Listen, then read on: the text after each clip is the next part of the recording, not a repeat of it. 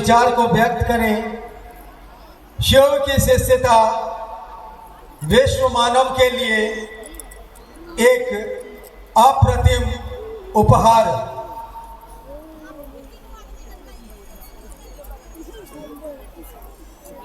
और हम आप सुनेंगे इनसे इस विषय पर और शिव गुरु से संबंधित कुछ जिज्ञासाओं का समाधान भी। मेरे गुरु महेश्वर शिव को मेरा प्रणाम है। इस कालखंड के प्रथम शिव के शिष्य और हम सबों के वरेण्य गुरु भ्राता साहब श्री हरिनारायण जी के चरणों में मेरा प्रणाम है। शक्ति स्वरूपा माँ नीलमानंद जी के चरणों में मेरा प्रणाम है। और मुजफ्फरपुर के इस मुसहरी ब्लॉक में इस कृषि विश्वविद्यालय के प्रांगण में उपस्थित आप सभी गुरु भाई गुरु बहन के चरणों में मेरा प्रणाम है।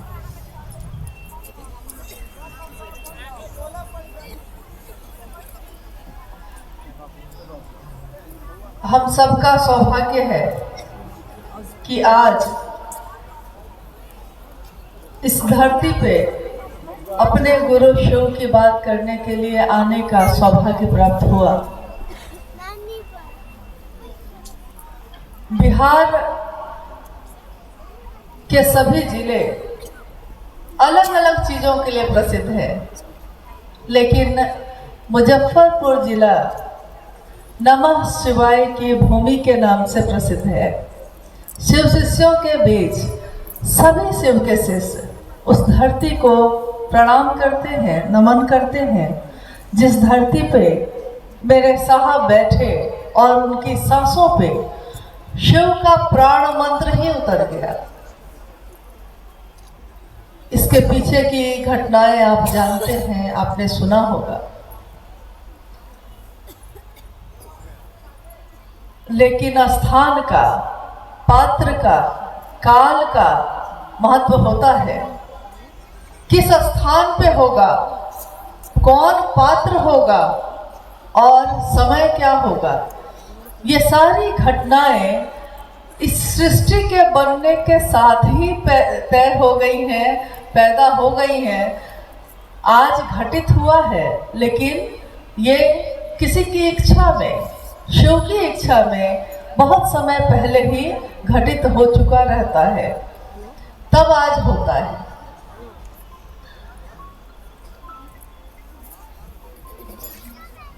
इसी जिले में एक स्थान है, तुर्की प्रखंड है, प्रखंड का नाम है, आप मुझसे ज्यादा जानते हैं इस बात को।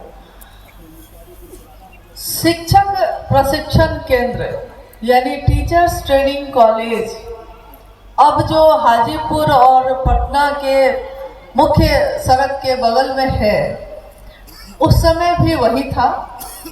और ये साल है सन 1975। सन 1974 के नवंबर महीने में साहब ने आरा जिला के गांगी शमशान में मन ही मन शिव को अपना गुरु बना लिया था।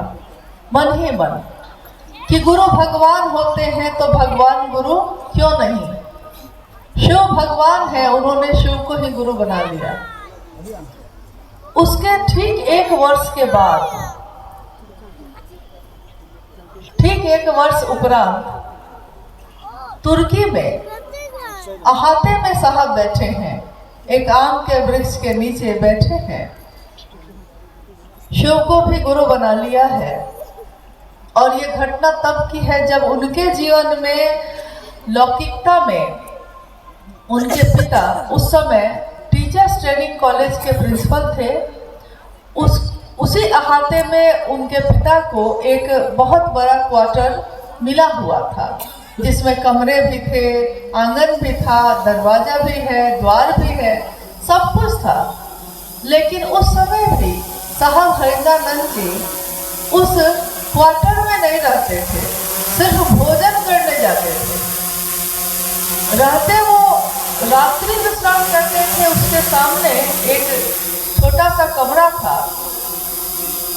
साहब कहते हैं कि मैं इतना ज्यादा विक्षिप्त था उस समय, इतना ज्यादा निराश और हताश था। शिव को गुरु बना लिया था, लेकिन मेरा मन ये कहता था कि यहाँ भी कुछ नहीं मिलेगा। साहब बोलते कि मैं फूट फूट कर रोता था।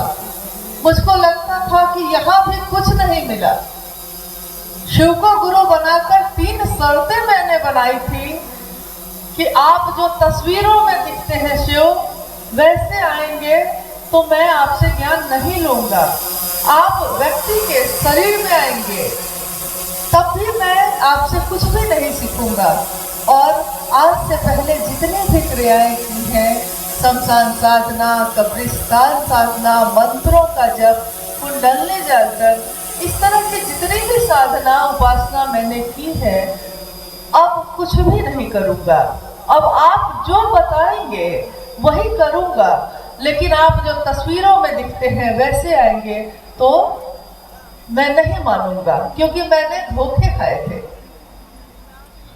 और आया सन 1975, ठीक 1 साल बाद, उसी अहाते में, और नवंबर का ही महीना, उसी अहाते में बैठे हैं साहब। हवा मंद मंद बह रही है और हवा के झोंके के साथ उनकी सांसों ने सुना। आप गौर कीजिएगा इस बात पे, सांसों ने सुना, जबकि सांस से हम सिर्फ गंध लेते हैं, आंखों से देखते हैं, कानों से सुनते हैं, मुंह से बोलते हैं, सांसों से सुगंध या दुर्गंध गंध आती है। लेकिन उस दिन साहब हरिंद्रानंद जी ने सांसों से सुना, नमः उनके सांस पे चढ़ा और सांस बाहर आई तो शिवाय निकल गया। भारतीय मनीषी, भारतीय ग्रंथ, शिव पुराण की वायव्य संहिता, इन सारे चीजों में जिक्र है कि नमः शिवाय शिव का प्राण मंत्र है। और उस दिन जो घटित हुआ, शिव का प्राण मंत्र एक साधारण से दिखने वाले शरीर में, जिनका नाम है हरिंद्रानंद, उनके सांसों के साथ उनके हृदय में उतरता चला गया। सांस बाहर आई तो शिवाय, नमः शिवाय, शिव को प्रणाम। शिव का प्राण मंत्र, शिव की ऊर्जा बहुत दूर की बात है। अगर आसमान की 5 तत्व है ना, उसमें एक सबसे सूक्ष्म तत्व है आकाश। वहां एक ही इंद्रिय काम करती है। आकाश की बिजली भी अगर गिर जाए, एक बिजली गिर जाए, बारिश हो रही है, एक बिजली गिर गई है, जहां गिरती है वहां के हरे भरे पेड़ या अगर कोई मानव शरीर है, सबको राख कर देती है।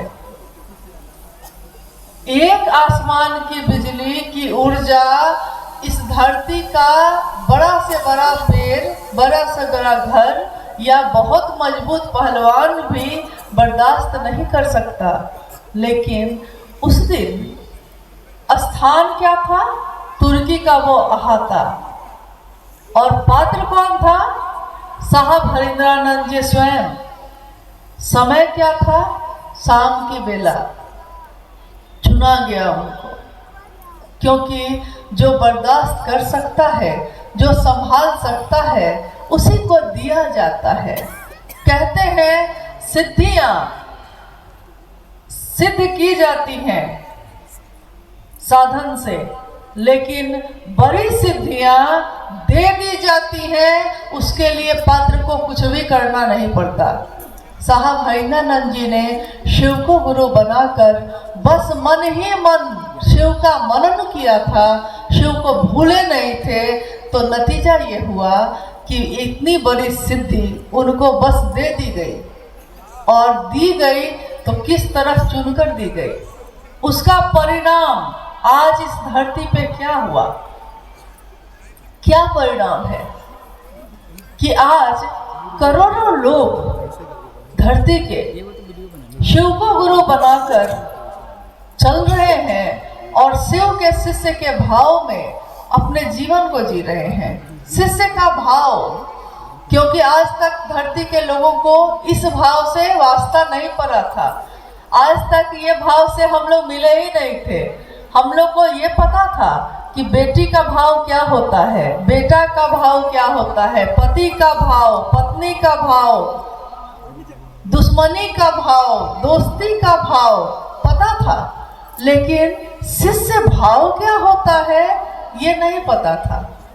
ये तो उस दिन पता चला जब किसी ने आकर ये कहा, कोई आया हमारे गांव, कोई आया हमारे घर, कोई मिला बाजार में और उसने कहा कि मेरे गुरु शिव हैं, तुम्हारे भी हो सकते हैं। हम उससे पूछते हैं ये बात आपने कहाँ से सुनी, किसने कही है?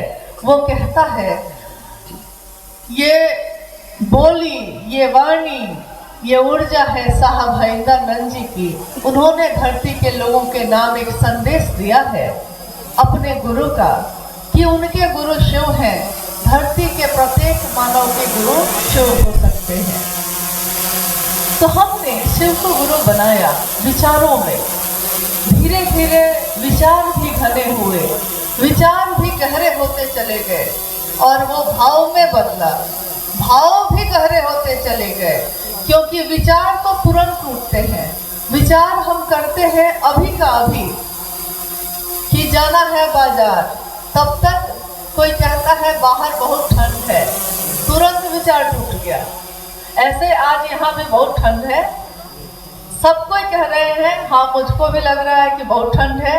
लेकिन उसी समय रास्ते में मुझको याद आया कि हमारा देश है भारत, और भी देश है धरती पे, लेकिन इससे भी ज़्यादा ठंड में बर्फ जहाँ जम जाती है उसमें हमारे देश के सैनिक अपने देश की रक्षा के लिए पहरा देते हैं। कैसे झेलते होंगे वो इस मौसम को।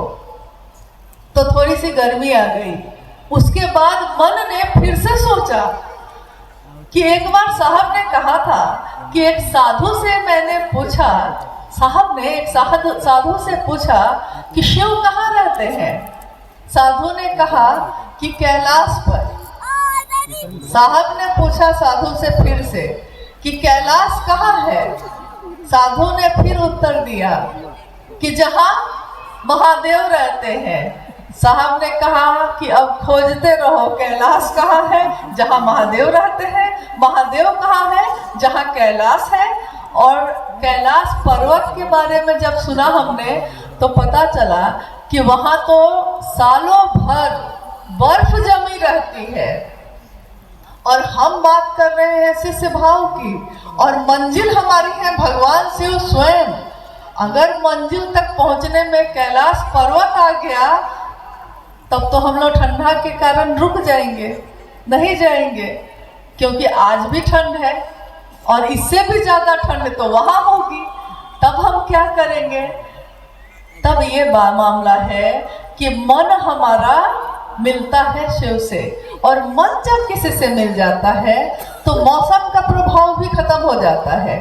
ठंड नहीं लगती, गर्मी हो तो गर्मी नहीं लगती, बारिश में भींगा है बदन लेकिन तबीयत नहीं खराब होती। ठंड के मौसम का एक उदाहरण और सुन लीजिए।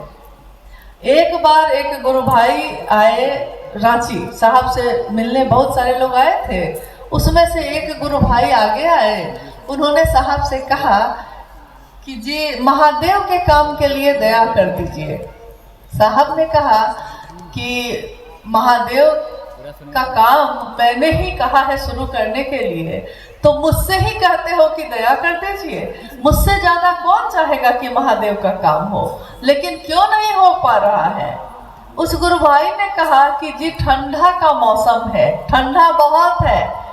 साहब ने कहा कि अभी एक लड़की से प्रेम हो जाए तो उसकी एक झलक देखने के लिए पूरी रात छत पे गुजार दोगे। होता है कि नहीं ऐसा? हाँ होता है। तो क्या शिव के शिष्य इस ठंड में अपने शिव के प्रेम के लिए थोड़ा बाहर नहीं निकल सकते हैं। कोई ज्यादा अंतर नहीं है। प्रेम चाहे ईश्वर से हो, प्रेम चाहे व्यक्ति से हो, लेकिन प्रेम एक ऐसी चीज है, एक ऐसी ताकत है जो हमारे मन को इतना बलशाली बना देती है कि हमारे मन के बल के कारण शरीर पे असर खत्म हो जाता है।